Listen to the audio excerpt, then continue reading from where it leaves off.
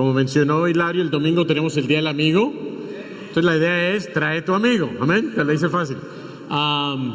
Líderes de charla a las 4 el domingo. Vamos a tener una reunión con todos los líderes de charla de todo Boston. Va a ser aquí en Arlington, va a haber traducción. Así que, por favor, planeen bien para eso. También este programa del panorama de la historia de la Biblia, el viernes por la noche voy a hacer una sesión en inglés para el grupo de World Changers y los teens que quieran venir, bienvenidos. Si tú quieres venir a aprenderlo en inglés, bienvenido también. Pero entonces, lo que quiero es que los World Changers que están ayudando en el programa de niños no se pierdan esto. Entonces estaremos aquí el viernes por la noche. ¿Qué más? ¿Algo más que me falta? Retiro de hombres. El domingo, necesitamos, el que no se haya inscrito el domingo, por favor, llega con tu cheque para inscribirte el domingo. No lo dejes pasar del domingo. Hoy se pueden inscribir también. Vean a Mauricio Rojas, ¿sí? Después de, o Abel, cualquiera de ustedes dos. Después de la reunión, ¿ok? Entonces se pueden inscribir hoy también. Bueno, vamos a arrancar ahora con... ¿Todo el mundo tiene su hojita? ¿Alguien que no tenga hojita? Carlos, por ahí hay un par que no tiene hojita.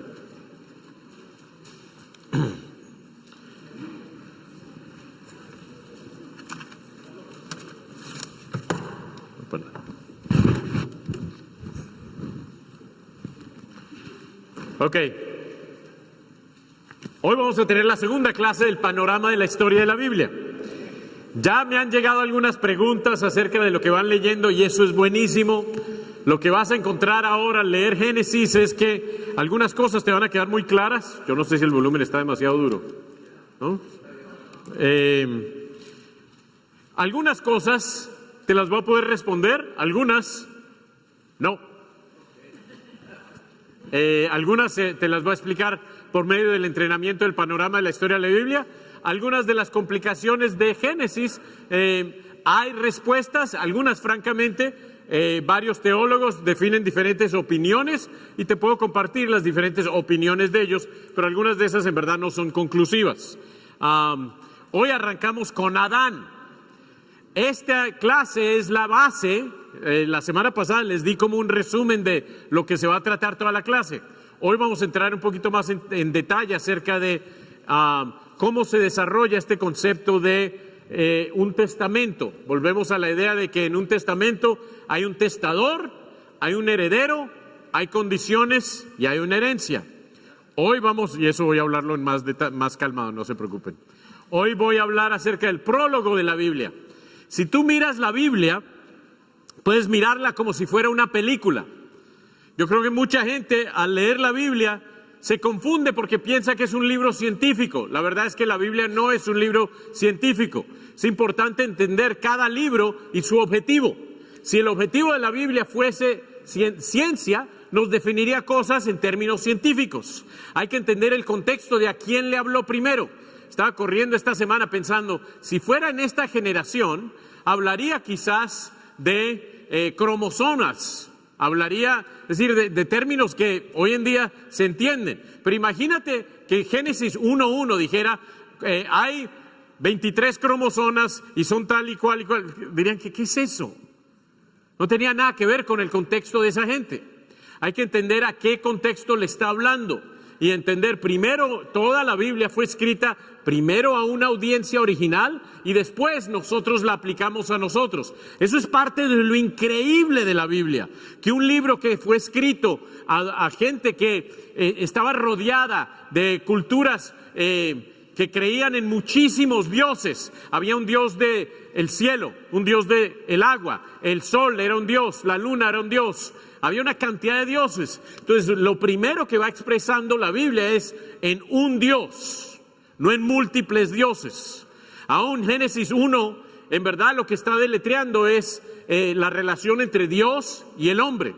Si lo miras como una película, tú has ido al cine, cuando empieza una escena mostrando el universo, y de ahí las galaxias, de ahí la Tierra, y de ahí una casa, ¿no es cierto? Eso, todo el objetivo de esa primera escena es tratar de poner en contexto ¿Dónde comienza esta película? Génesis 1 y 2 son eso. Es Dios trayendo la película en grande y mostrando cómo la va llevando hacia el hombre. Hoy vamos a hablar acerca de el testamento de Adán. Vamos a cubrir Génesis 1 del 1 al 5 y vamos a hablar acerca de una herencia, la herencia que tuvo Adán. Y qué increíble que igual que Adán, tú tienes la oportunidad de una herencia con Dios. Lo triste de la herencia de Adán es que es la herencia perdida. También aquí vamos a hablar acerca de la importancia de caminar con Dios. Empezando en Génesis 1, empieza a hablar Dios acerca del concepto del ser humano caminar con su Dios. Como cubrimos la semana pasada, si no te quedó claro, lo vamos a volver a hablar. Tenemos un testamento. Si Wilson Cardona Sr. hace un testamento, ¿a quién va a poner en ese testamento? Esperamos que empiece por la esposa, ¿no es cierto? Después, tiene sus 2 hijos, ¿verdad? Y después a ti. Bueno, quizá, sí, a David esperamos que lo incluya también, ¿no es cierto? Pero, ¿tiene Wilson el derecho de poner a quien quiera en su testamento? Sí. Sí, ¿no es cierto? Y si no te pone a ti, deja de ser tu amigo porque no te puso a ti. La verdad es que no, ¿no es cierto? Como amigos diríamos, no, claro, él tiene el derecho de definir en su testamento a quien él quiere y tendría mucha lógica que pusiese a su familia. Si él decide poner a alguien más, eso es derecho de él. Él es el testador. Como testador puede decidir quiénes van a ser sus herederos. Casi siempre en una herencia los herederos son los hijos, pero no siempre. Para esa herencia, él establece condiciones. Wilson Jr., vas a tener que aprender a arreglar los carros, porque en la familia somos buenos para los carros, y a ti te gustan mucho los carros, entonces antes de que te herede algo, tienes que tú sí volverte un experto de carros. Si él decide poner esa condición, ¿tiene el derecho él de hacer eso? Total, ¿no es cierto? Y si a Lorena que dice, no, pero yo soy mujer, no me gusta eso, le puede poner otras condiciones a ella y está totalmente en su derecho. De ahí, él define la herencia. La herencia, pues tiene que ser cosas que son de él. No puede poner de herencia mis cosas, ¿no es cierto? Eso no se puede. Él tiene que definir en su herencia cosas que le pertenecen a él. Pueden ser cosas, pero también pueden ser otras, otras bendiciones que no necesariamente sean cosas. El punto de esto es, al establecer un testamento, hay un testador, un heredero, hay condiciones y hay una herencia. Esa herencia se puede recibir como se puede no recibir. Si Wilson Jr. no cumple las condiciones, sorry, ¿no es cierto? Se quedó sin su herencia.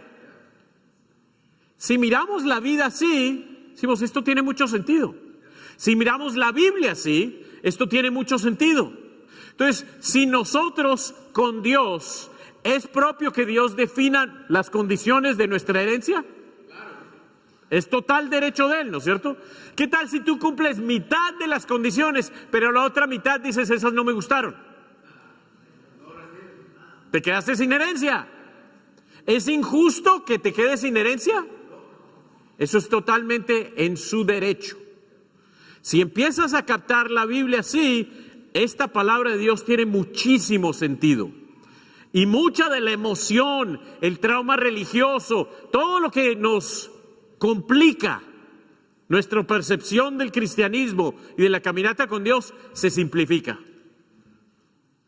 Adán, hoy vamos a hablar acerca de y aprender de él el concepto de su herencia, y esto nos va a servir, otra vez, pensando que esto es el prólogo, yo lo veo Dios tratando de enseñarnos cómo Él se va a comunicar con todo el mundo.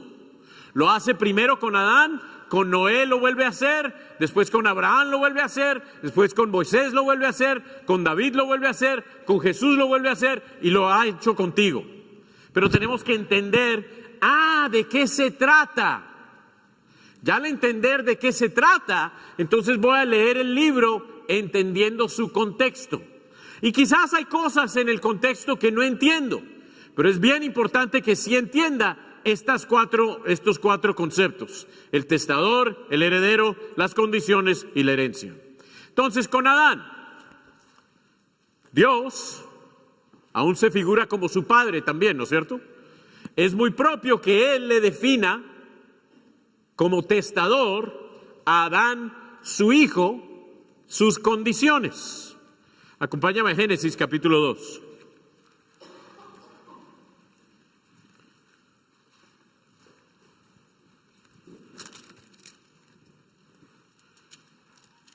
Génesis 2,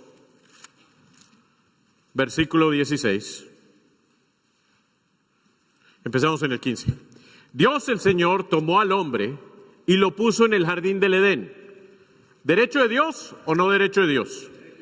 Dios puede hacerlo, ¿no es cierto? ¿Para qué? Otra vez, Dios es Dios. Él puede hacer para lo que Él quiera. Para que lo cultivara y lo cuidara. Y le dio este mandato: puedes comer todos los árboles del jardín, pero del árbol del conocimiento del bien y del mal no deberás comer. El día que de él comas, ciertamente morirás. Hilario, ¿si era manzana o no era manzana? ¿Ah? Es que cuando Hilario llegó por primera vez, él convencido, eso era manzana. Y eso fue lo que lo motivó a estudiar la Biblia cuando él se dio cuenta: no, me equivoqué, no era manzana. Pero imagínate, ¿cuánta de nuestra cultura está convencida y se moriría diciendo, fue manzana, fue manzana? Y no era manzana. O no sabemos, ¿no? Pero bueno, el punto es, ahí Dios le define condiciones. ¿Tiene Dios el derecho de definirle las condiciones a Adán? Todo el derecho. ¿Son muchas las condiciones? No necesita ni un celular para esas condiciones, era una. Era una. Tristemente, él no cumple con las condiciones. Capítulo 3, versículo 16. Perdón, 17. Al hombre le dijo: por cuanto le hiciste caso a tu mujer y comiste del árbol que te prohibí comer, maldita será la tierra por tu culpa. Con penosos trabajos comerás de ella todos los días de tu vida. La tierra te producirá cardos y espinas, y comerás hierbas silvestres. Te ganarás el pan con el sudor de tu frente, hasta que vuelvas a la misma tierra de la cual fuiste sacado, porque polvo eres y al polvo te volverás. ¿Cuál había sido la herencia de Adán? Tenía el chance de vida eterna en Edén. Tenía acceso al árbol de la vida. Entonces, con tal de que él mantuviese su condición, su herencia la tenía garantizada. En verdad no tenía que hacer nada para ganarse la herencia. Tenía solo una cosa que hacer para perder la herencia. Eso nos dice mucho del corazón de Dios. Si captas en verdad este concepto, lo vas a poder aplicar por toda la Biblia y lo vas a poder aplicar con ti mismo. Dios contigo también te define condiciones. Si tú no te sabes las condiciones y piensas que el árbol era manzana, ¿de quién es la culpa? ¿Es de Dios la culpa? Aunque nuestra cultura esté convencidísimo de que fue manzana, pues no es responsabilidad de la cultura, es responsabilidad individual. Entonces, hay condiciones y hay una herencia. Hay consecuencias a nuestra obediencia a las condiciones, como hay consecuencia a nuestra desobediencia de las condiciones. Bien importante que estemos captando lo más importante de cada una de estas secciones, porque nos podemos perder en ciertos detalles y ahí ni captamos lo importante. Yo no tengo problema con que tratemos cosas más pequeñas, pero es bien importante que captemos lo más serio, ¿verdad? Es decir, ¿por qué espinos? ¿Por qué cardos? ¿Por qué? Yo no sé. Hay cosas de estas que no sabemos. Pero mucho de esto yo creo que es él pintando una escena a gente que lo va a captar en su contexto. Ahora devolvámonos un poquito a Génesis 1. Porque en verdad ahí ya el concepto del testamento te lo acabo de explicar y ahí se acabó esa parte del testamento. En Génesis 1, versículo 26.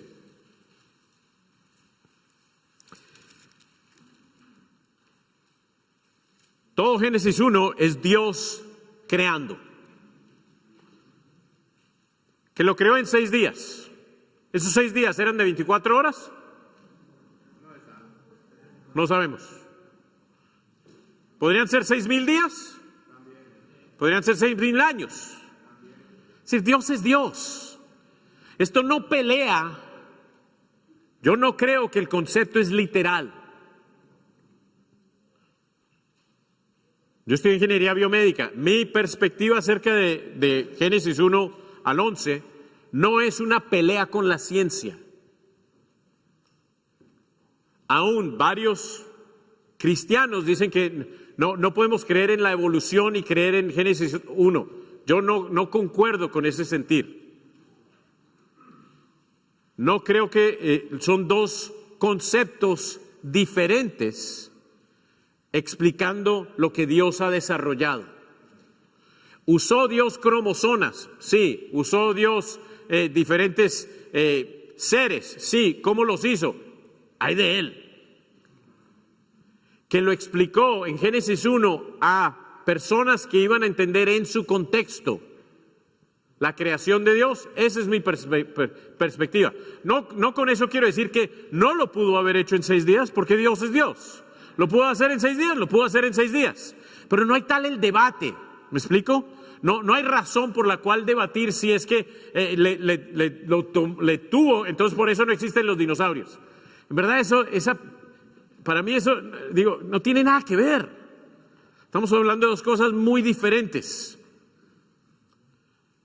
Que Dios desarrolló en Génesis 1 la creación, Dios la desarrolló. Volvemos al punto. Lo que está tratando desde mi perspectiva explicar aquí Dios es cómo Él creó. Y le está hablando a un mundo que cree en muchos dioses, como un Dios creó. Y que esa creación, Él controla el agua. No hay un Dios del agua. Él controla las estrellas. Las estrellas no son dioses. Él controla el sol y la luna. No es que el sol y la luna son dioses propios. Para la mayoría de la gente donde los israelitas crecieron, todos estos conceptos chocaban. Es la convicción de un Dios monoteísta, es decir, de un Dios, no de múltiples dioses, y no un Dios al cual el hombre manipula, sino un Dios que va desarrollando una relación con el hombre. Ese es para mí el concepto de Génesis 1. Génesis 1, versículo 26. Dice, hagamos al ser humano a nuestra imagen y semejanza, que tenga dominio sobre los peces del mar, sobre las aves del cielo, sobre los animales domésticos, sobre los animales salvajes y sobre todos los reptiles que arrastran por el suelo. Hagamos. Hagamos se pinta como plural, ¿no es cierto? ¿Quién es ese hagamos? Lo entendemos, pero eso no se entendía en Génesis 1. Ningún teólogo que solo ha leído los primeros 26 versículos de la Biblia puede definir Trinidad ahí. Eso solo se capta después de estudiar el resto de la Biblia, ¿no? que es Dios un creador, eso es lo que está expresando, que es un Dios de relación, sí es un Dios de relación, que tiene múltiples fases este Dios, sí. De la misma forma que podríamos decir que el agua tiene diferentes partes, ¿no? Existe líquido, existe vapor y existe sólido. Todo sigue siendo agua, ¿no es cierto? Hagamos al ser humano a nuestra imagen y semejanza. Eso quiere decir que tiene que ser con ojos y con boca y con nariz y con... Yo no creo que está hablando de lo físico, pero de lo espiritual, ¿no? Ahora, también aquí le delega una responsabilidad al hombre. Le define que el hombre va a tomar responsabilidad sobre la creación. Otra vez, para mí la perspectiva de Génesis 1 es empezar de creación hacia el hombre y de la importancia de la relación hombre y Dios sobre todo el resto del universo. Eso en verdad nos debe hacer sentir, ¡wow! ¡Qué importantes somos para Dios! Y sí o no que si tú levantas los ojos, te pones a mirar en un telescopio y miras el universo y miras las galaxias, dices, ¿y yo qué soy? Ni una hormiga, ¿no es cierto? Pero qué increíble que el creador de todo esto quiera tener una relación contigo y conmigo y nos delegue responsabilidades sobre esta tierra. Génesis 2, si tú estudias Génesis 1 y Génesis 2, vas a ver una presentación de la creación diferente. Esto no es una pelea entre Génesis 1 y Génesis 2, volvamos al concepto de una película.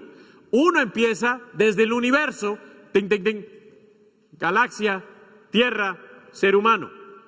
Génesis 2 ya habla acerca de la relación entre Dios y el ser humano. Es decir, Génesis 1 hasta Génesis 2:4 habla acerca de la historia de la creación de los cielos y la tierra. Génesis 2:5 para adelante ya habla acerca de la relación entre Dios y su creación. Leamos ahí el Génesis 2, empecemos en el 5. Cuando Dios el Señor hizo la tierra y los cielos, aún no había ningún arbusto del campo sobre la tierra, ni había brotado la hierba, porque Dios el Señor todavía no había hecho llover sobre la tierra, ni existía el hombre para que lo cultivara. Si notas, este versículo se está devolviendo, ¿verdad? No es lineal en términos de Génesis 1:1 a cuando ya ha creado el hombre. Aquí está hablando ahora de que, bueno, ahora hablemos acerca de la llegada de Adán y Eva.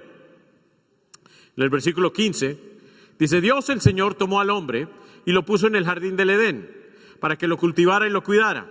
Y le dio este mandato, puedes comer de todos los árboles del jardín, pero del árbol del conocimiento del bien y del mal no deberás comer. El día que de él comas, ciertamente morirás. El enfoque de la creación es Dios pone al hombre para algo. ¿Quién define el para qué? ¿Dios o el hombre? Importante, ahí nos está presentando de que Él es quien nos da a nosotros el propósito de vida. No es nosotros manipulándolo a Él para lo que nosotros queremos hacer. Otra vez, en un mundo donde hay 1000 dioses y ellos usan los dioses para que este es el Dios del cultivo, que este es el Dios de que llueva, que este es el Dios. En verdad lo que están haciendo ellos es manipulando dioses y hacen sacrificios para manipular dioses y controlarlos. Aquí Dios está diciendo, no se trata de esta relación, yo la defino, dice Dios, y les defino para que están ahí. Sí, para que lo cultiven y lo cuiden. Y nos da un mandato. Puedes comer todos los árboles del jardín, pero el árbol del conocimiento del bien y el mal no deberás comer. El día en que de él comas, ciertamente morirás. Entonces, según esto, ¿cuál es el propósito de la vida del hombre? En verdad es obedecer, en verdad es así de simple. ¿Obedecer qué? En verdad lo que le dé la gana a Dios. Que aquí le dio la gana que cultivara y cuidara, pues para eso soy. Importante que captemos, Porque muchos de nosotros pasamos mucho de la vida. Ay, ¿para qué estoy aquí? ¿Por qué estoy aquí? ¿Qué es mi vida? Eso, yo pasé mucho tiempo enjaulado en eso. Pero cuando capto simplemente, Él es Dios, yo no lo soy, y estoy aquí para complacerlo a Él, wow, que me simplifica la vida. Me simplifica las relaciones. Acompáñame a Deuteronomio, capítulo 8.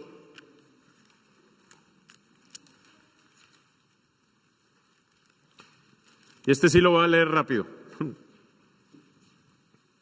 Como todo lo demás lo leo muy lento. Esto, no. Dice, esto ya son años, y vas a ver una relación muy fuerte entre Génesis y Deuteronomio. Mucho de lo que ves en Génesis vas a ver en el desarrollo de las expectativas de Dios con el pueblo de Israel. Hay un paralelo enorme en Génesis. Aquí ya, camino a la entrada a la tierra prometida, podrías pensar que Adán tenía la tierra prometida, ¿no es cierto? Aquí Dios les dice a ellos lo que Él quiere de ellos. Ya esto es de la nación. Dice, cumple fielmente todos los mandamientos que hoy te mando, para que vivas y te multipliques y tomes posesión de la tierra que el Señor juró a tus antepasados. Recuerda que durante 40 años el Señor tu Dios te llevó por todo el camino del desierto y te humilló, te puso a prueba para conocer lo que había en tu corazón.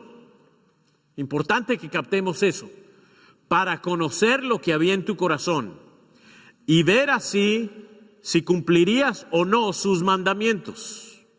Te humilló, te hizo pasar hambre, pero luego te alimentó con maná, comida que ni tú ni tus antepasados habían conocido, con lo que te enseñó que no solo de pan vive el hombre, sino de todo de lo que sale de la boca del Señor. Durante esos 40 años no se te gastó la ropa que llevabas puesta, ni se te hincharon los pies. Reconoce en tu corazón que así como tu padre disciplina a su hijo, también el Señor tu Dios te disciplina a ti. Cumple los mandamientos del Señor tu Dios y témelo y sigue sus caminos.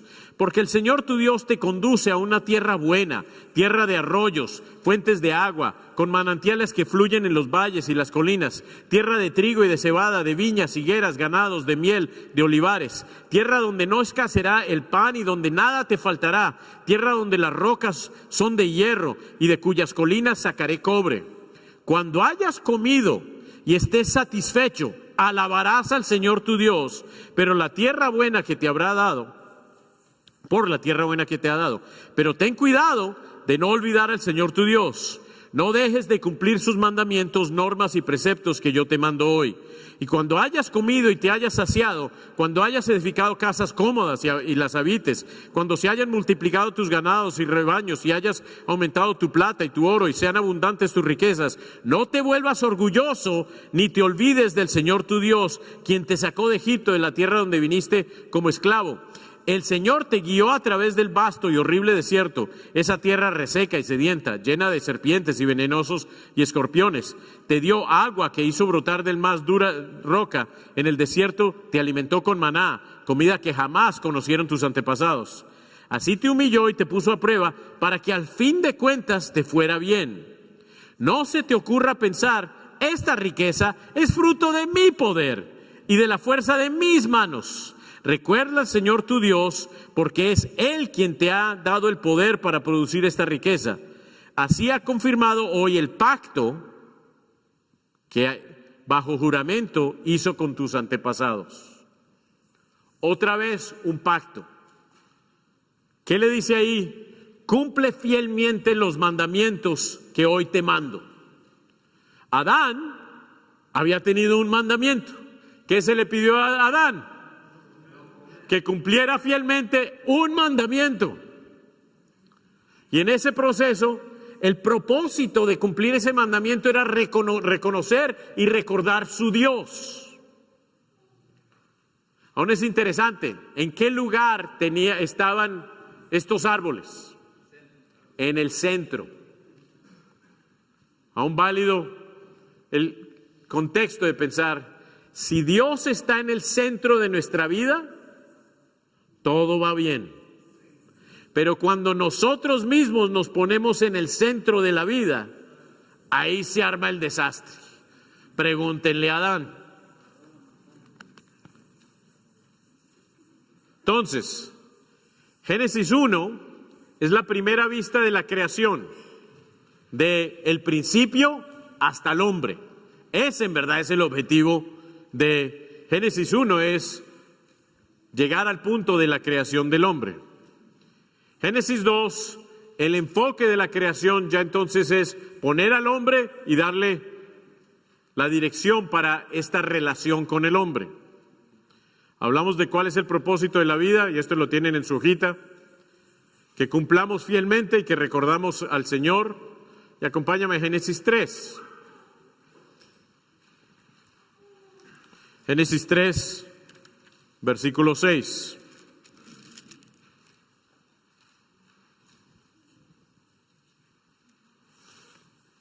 Sabemos de la lucha entre la serpiente y la mujer, ¿no?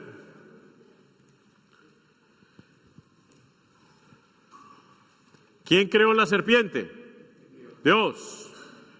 ¿Cómo se volvió la serpiente instrumento del diablo? No sabemos. Es así, no te la sé. Y nadie te la sabe. El que te diga que te la sabe, no se la sabe. Porque no lo dice en ningún lugar en la Biblia. Entonces la serpiente trata de manipular a la mujer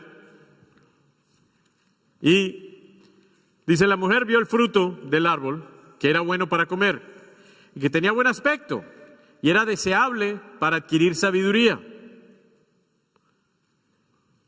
¿El pecado es atractivo? Sí, es atractivo. Es decir, ahí está. Así que tomó de su fruto y comió. Luego le dio a su esposo y también él comió. En ese momento se les abrieron los ojos y tomaron conciencia de su desnudez. Por eso, para cubrirse, entretejieron hojas de higuera. Ok. ¿Qué ocurre aquí? Desobedecieron. Es así de simple. ¿Era que tuvieron relaciones sexuales y relaciones sexuales es el pecado? No, eso no lo dice. Francamente, mucha de nuestra cultura lo pinta así, que el pecado original fue que cometieron relación sexual. No, eso no lo define así la Biblia. Al contrario, define que estaban muy bien ellos antes de este momento. El resultado: se les abrieron los ojos y tomaron conciencia de su desnudez. ¿Estaban desnudos antes? Sí, pero no había nada de sentimiento negativo acerca de ello. Como resultado decidieron cubrirse. Versículo 8. Cuando el día comenzó a refrescarse, oyeron el hombre y la mujer que Dios andaba recorriendo el jardín, que Dios estaba caminando en el jardín, es como lo pinta. Entonces corrieron, en vez de a él, a esconderse entre los árboles para que Dios no los viera. Primera vez que el hombre se aleja de Dios y corre a sentir vergüenza. El que Dios anduviera recorriendo en el jardín, ¿cosa extraña? No. Esa, en verdad, el concepto, el objetivo total de Génesis 1 al 3 era crear este ambiente donde pudiesen convivir, donde pudiesen caminar juntos. Dios, el Señor, llamó al hombre y le dijo: ¿dónde estás? El hombre contestó: escuché que andabas por el jardín y tuve miedo, porque estoy desnudo, por eso me escondí. Un bebé siente vergüenza de estar desnudo, ¿no es cierto que no? No hay tal separación, no hay tal conciencia de eso. ¿Y quién te ha dicho que estás desnudo?, le preguntó Dios. ¿Acaso has comido del fruto del árbol que yo te prohibí comer? Él respondió: la mujer ¿qué me diste por compañera? Me dio ese fruto. Y yo lo comí. Entonces Dios, el Señor, le preguntó a la mujer, ¿qué es lo que has hecho? La serpiente me engañó y comí, contestó ella. Dios, el Señor, dijo entonces a la serpiente, por causa de lo que has hecho, maldita serás entre todos los animales, tanto domésticos como salvajes. Te arrastrarás sobre tu vientre y comerás polvo todos los días de tu vida. Pondré enemistad entre tú y la mujer, entre tu simiente y la de ella. Su simiente te aplastará la cabeza, pero tú le morderás el talón. Muchos teólogos dicen que esa es la conexión, está hablando de Jesús ahí, de cómo Jesús eventualmente le ganará al diablo. A la mujer le dijo, multiplicaré tus dolores en el parto y darás a luz a tus hijos con dolor. Desearás a tu marido y él te dominará. Al hombre le dijo, por cuanto hiciste caso a tu mujer y comiste del árbol que te prohibí comer, maldita será la tierra por tu culpa, con penosos trabajos comerás de ellas todos los días de tu vida. La tierra producirá cardos y espinas y comerás hierbas silvestres. Te ganarás el pan con el sudor de tu frente hasta que vuelvas a la misma tierra de la cual fuiste sacado, porque polvo eres y de polvo te convertirás. ¿Qué ocurrió? ¿Qué pasó con el contrato? El testamento, la promesa del padre, quería a su hijo fiel, le proveó una condición y el hijo decidió, te voy a ser infiel. Más me complace el llevar a cabo esto y como resultado de una consecuencia. La consecuencia del pecado es, ¿qué es? Es la muerte. Nos dice Romanos, si quieren leamos estas escrituras, Deuteronomio 24, 16.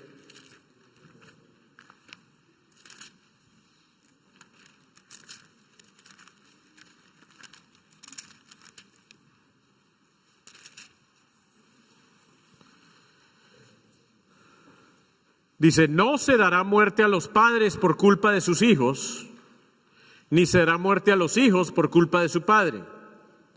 Cada uno morirá por su propio pecado. Entonces, ¿nosotros somos condenados por el pecado de Adán? No, sufrimos la consecuencia del pecado de Adán, pero no somos condenados por ello. De la misma forma que un hijo de un alcohólico puede nacer afectado por el alcohol de su mamá, ¿no es cierto? Pero no va a ser juzgado como bebé, como alcohólico y como resultado entonces separado de Dios. ¿Ya? Puede sufrir las consecuencias del pecado sin haber pecado. Pero aquí nos está definiendo, y Ezequiel 18:20 dice el mismo concepto de que cada uno es responsable por su propia vida. Entonces, no es que por culpa de Adán, ¿no? Cada uno va a enfrentarse a Dios por su propia culpa, su propia separación. Acompáñame a Romanos 5, versículo 12. Romanos capítulo 5.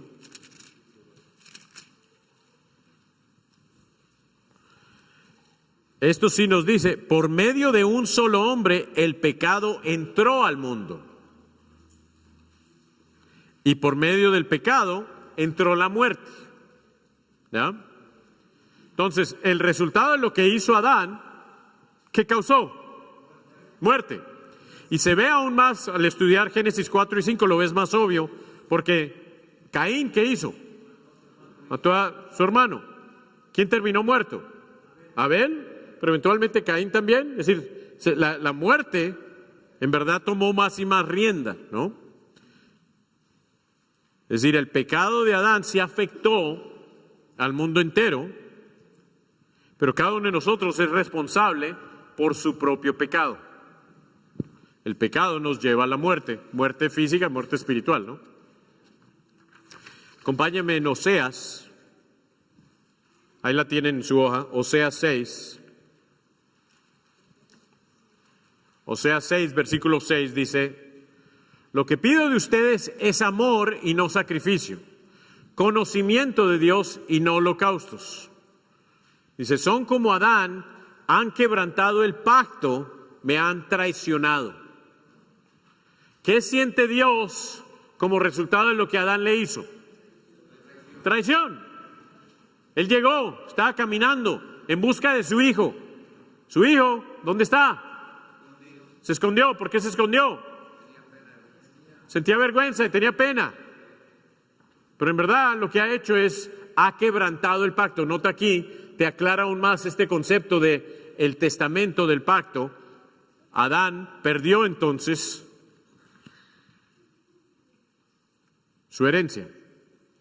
En Génesis 3:24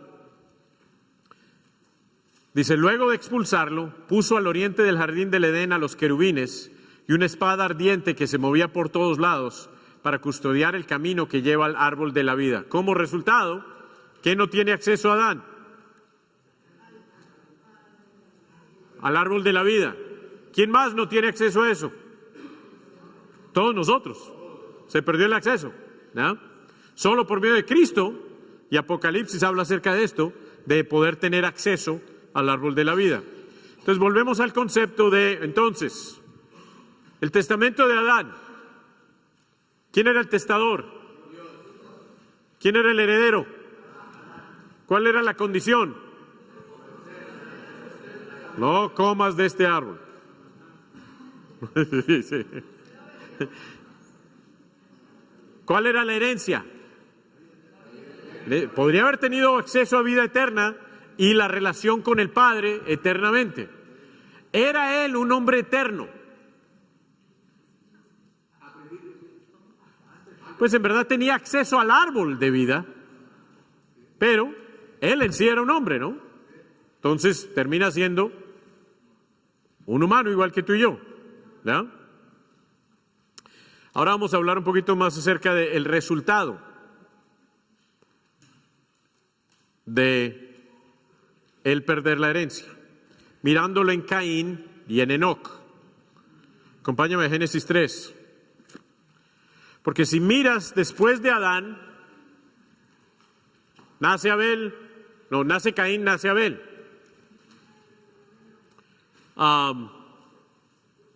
Si miras la herencia de Caín y lo que ocurre, se empieza a ver el pecado multiplicarse al llegar al punto de Lamec, quien ya es un descarado.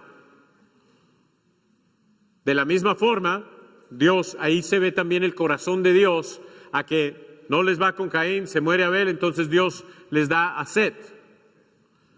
Y si miras la descendencia de Set, hay otro espíritu en estos hijos. De ahí sale el Enoc, quien sí camina con Dios toda la vida.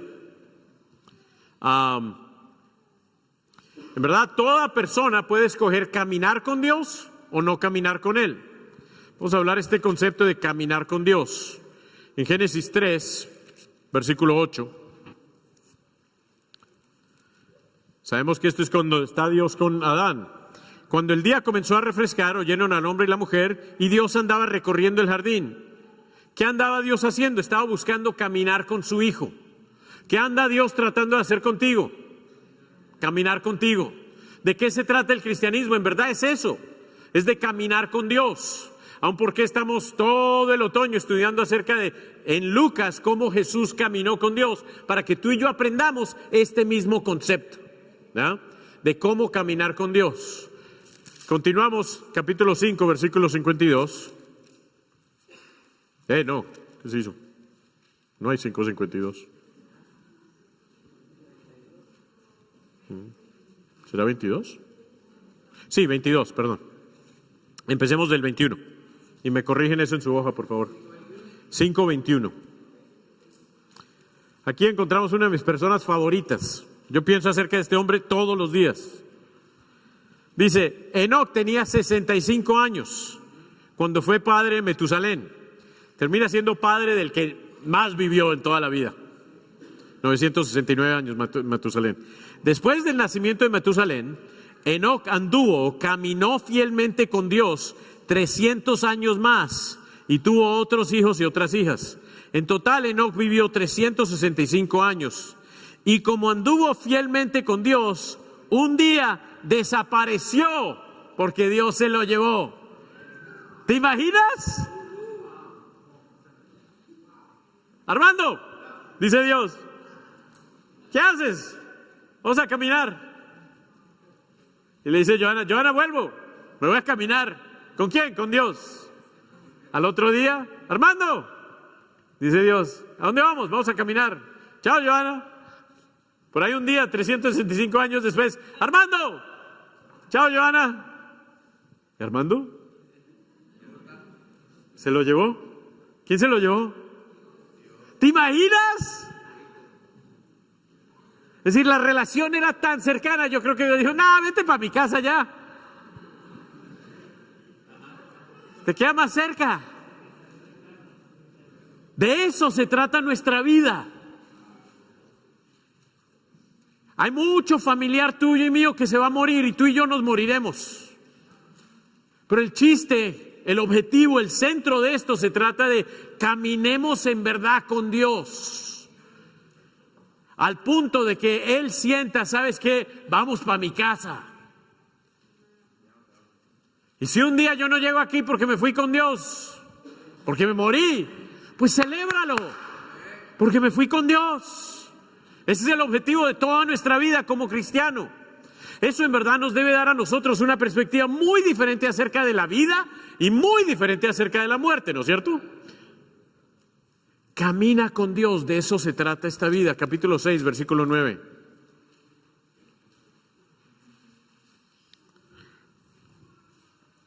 Esta es la historia de Noé. Noé era un hombre justo y honrado entre su gente. Siempre anduvo fielmente con Dios. Siempre anduvo haciendo ¿qué? Caminando con Dios.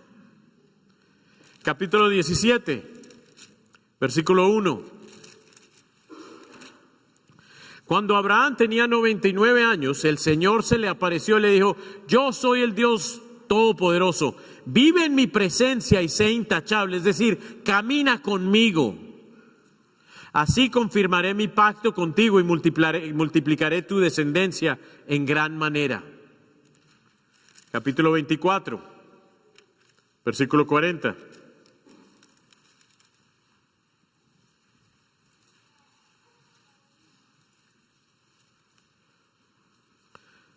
Dice, Él me respondió, el Señor en cuya presencia he caminado, enviará su ángel contigo, y Él hará prosperar tu viaje, para que consigas para mi hijo una esposa que pertenezca a la familia de mi padre. Abraham le está hablando a su criado, y mira con qué confianza le habla de su caminata con Dios. El Señor en cuya presencia he caminado. De eso se trata nuestra vida. Y francamente, de eso se trata nuestros matrimonios. De eso se trata nuestra crianza de hijos. De eso se trata nuestro entrenar a otros discípulos. De eso se trata el por qué estamos aquí. Es de nuestra verdadera caminata con Dios. Que esa caminata va a ser fácil. Nunca te dijo eso. Ninguno de ellos la tuvo fácil. Pero sí el llamado a cada uno de nosotros es que caminemos con Dios. Terminemos esta sección ahí con el capítulo 48, versículo 15. Está hablando José. Y si miras, cada una de las personas que te resalto ahí son hombres conocidos por su caminata con Dios. José, un hombre que pasó por muchas, y lo estudiaremos en unas semanas, los bendijo con estas palabras, que el Dios en cuya presencia caminaron mis padres, nota, el Dios en cuya presencia caminaron mis padres, Abraham e Isaac, el Dios que me ha guiado desde el día en que nací hasta hoy. ¡Wow! Este está hablando de generaciones caminando con Dios. Que Armando, sí, amén, y ahora Mateo también, y de ahí para adelante, los próximos detrás de eso también. ¿Saben por qué son conocidos? por hombres que caminan con Dios. ¡Wow! Eso sí vale la pena, ¿no es cierto? De eso se trata, no solo el libro de Génesis, de eso se trata nuestra vida. En contraste, hablemos de Caín. Esta no sé si la tienen. ¿Sí tienen esta todavía en sus hojas o no? Ok, las próximas 3 no las tienen, así que por favor sí, apunten esto. Génesis 4. Entonces, ¿te inspira la idea de caminar con Dios? Ok, pues ahora aprendamos el otro lado de esto, ¿ya? Porque es bueno saber las buenas noticias, pero también entender el otro lado. El hombre se unió a su mujer, Eva, y ella concibió y dio a luz a Caín. Y dijo, con la ayuda del Señor he tenido un varón. Después dio a luz a Abel, hermano de Caín. Abel se dedicó a pastorear ovejas, mientras que Caín se dedicó a trabajar la tierra. Hay 1000 teorías acerca de qué significa el que uno hizo la tierra, el que otro trabajó con los animales. Otra vez, son puras teorías. Tiempo después, Caín presentó al Señor una ofrenda del fruto de la tierra. Interesante esto. Ya están dando ofrendas a Dios.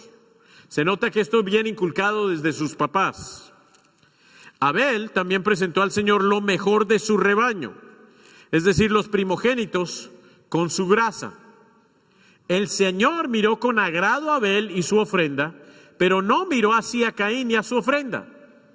Por eso Caín se enfureció y andaba cabizbajo.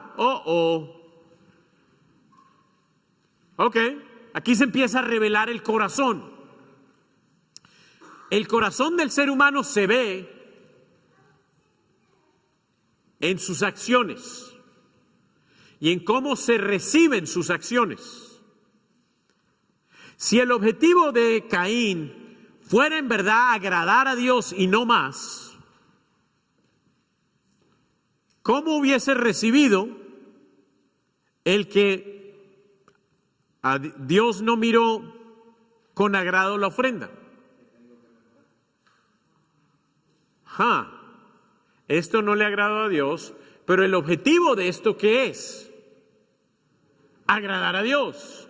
Entonces, si el objetivo es agradar a Dios, no la hice a la primera, pues la hago a la segunda, a la tercera, a las que me toque, pero la hago porque se trata de agradar a Dios. Pero si el objetivo es cumplir con lo que yo quiero cumplir y sentirme bien, entonces ya me molesta que no le agrade a Dios lo que yo hice. Que piénsalo, ¿cuántas actividades religiosas aún hace el ser humano y dice, esta es? Y si no le gusta a Dios, entonces me enojo. Si en las Escrituras hay un plan diferente, no estoy de acuerdo a cambiarlo. Ahí estamos comportándonos como Caín. Si el objetivo es complacer a Dios, entonces ¿qué hay que hacer? Complacer a Dios, cambiar lo que sea, averiguar qué es lo que le gusta a Él, y eso le damos, punto.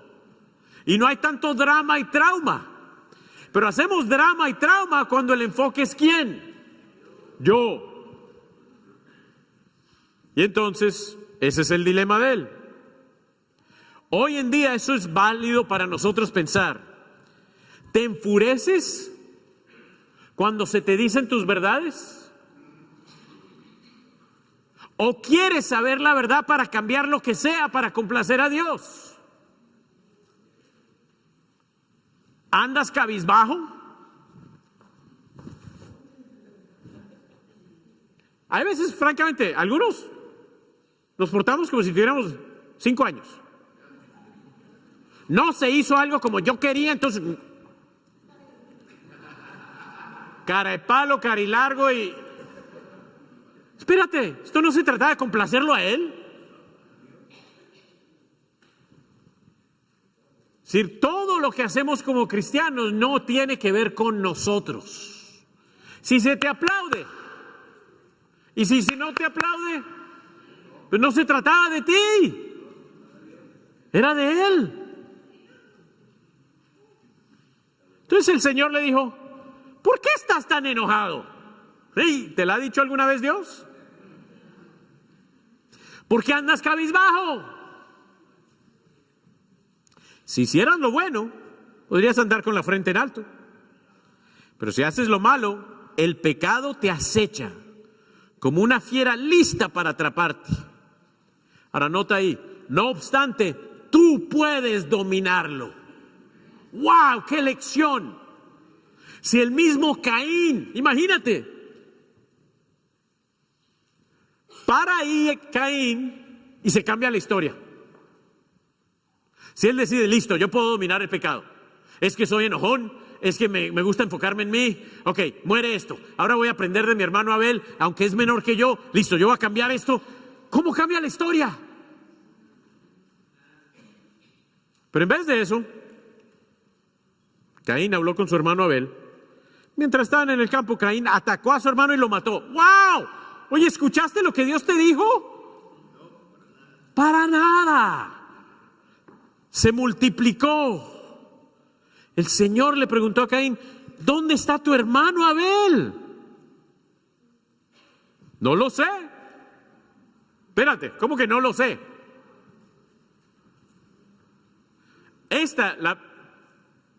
Los primeros pecaron, pero como que se desviaron.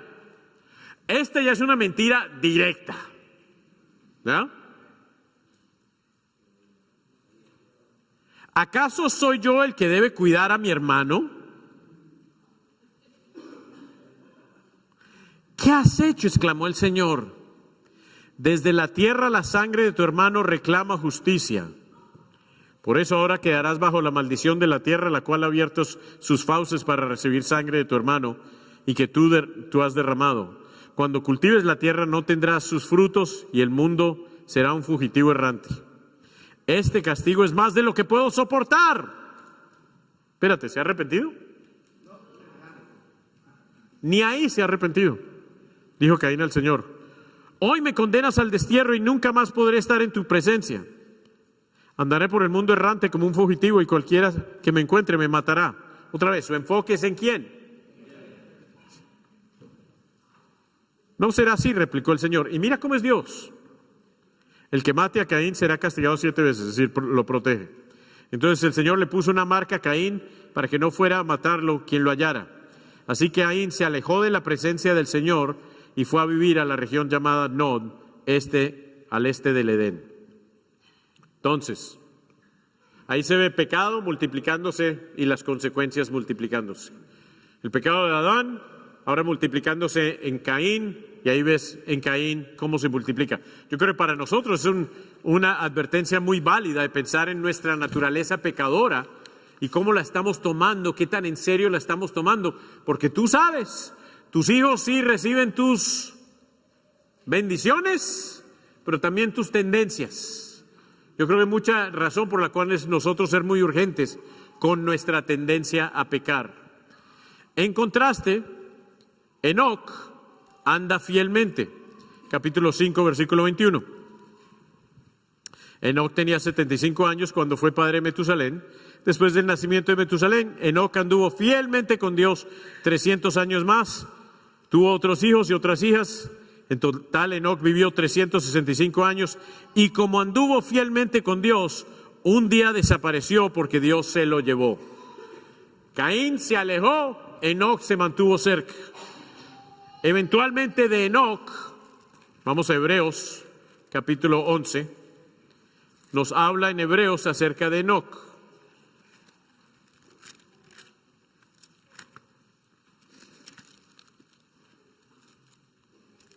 Hebreos, capítulo 11, versículo 5.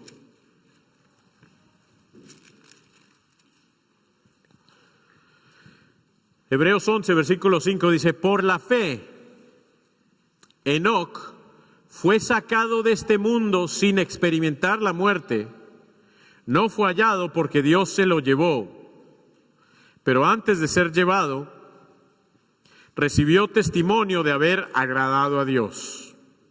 En realidad, sin fe es imposible agradar a Dios, ya que cualquiera que se acerca a Dios tiene que creer que Él existe y que recompensa a los que lo buscan.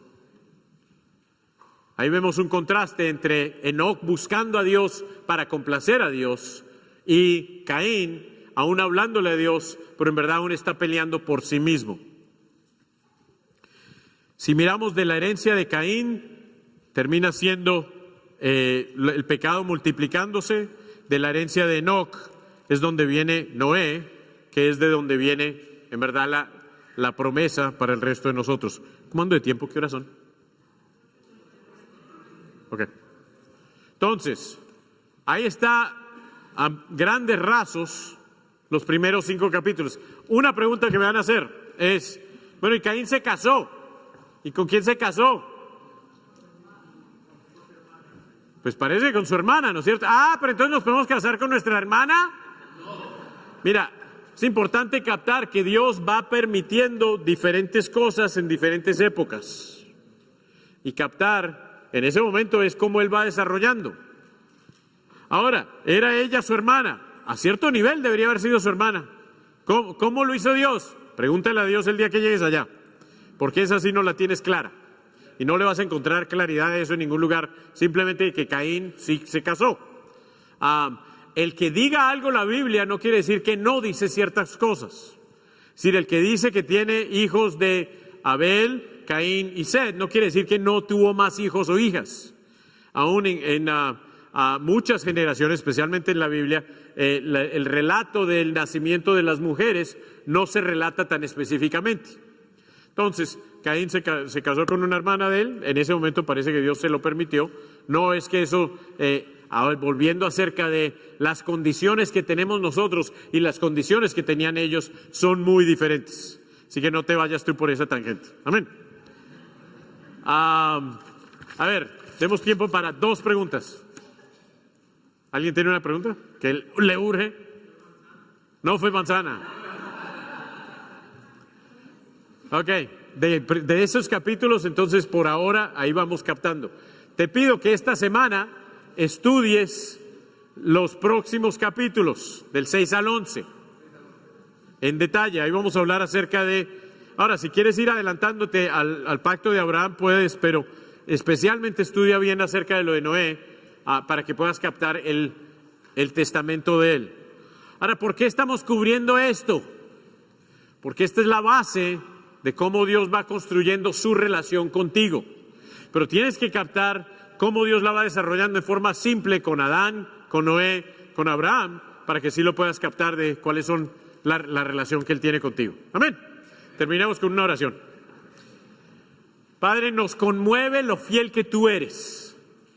El que tú hayas desarrollado todo un universo, todas las galaxias, toda esta tierra, toda la historia y el desarrollo de la creación, para que un día pudiese haber un hombre que pudiese haber sido desarrollado a tu imagen y semejanza, para que pudiésemos nosotros tener una relación personal contigo, para que diariamente pudiésemos caminar contigo y sí ser fieles hijos tuyos. Gracias por aclararnos que tú quieres una relación personal con nosotros. Gracias por proveernos unas condiciones a nuestra herencia. Gracias por la esperanza de vida eterna, pero también por el privilegio de caminar de aquí hacia allá contigo.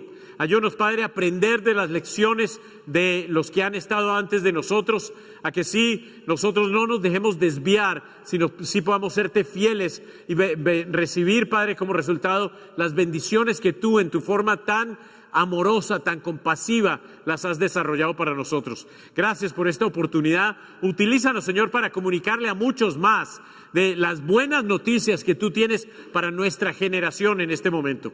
Gracias por Cristo, en nombre de Él venimos ante ti. Amén.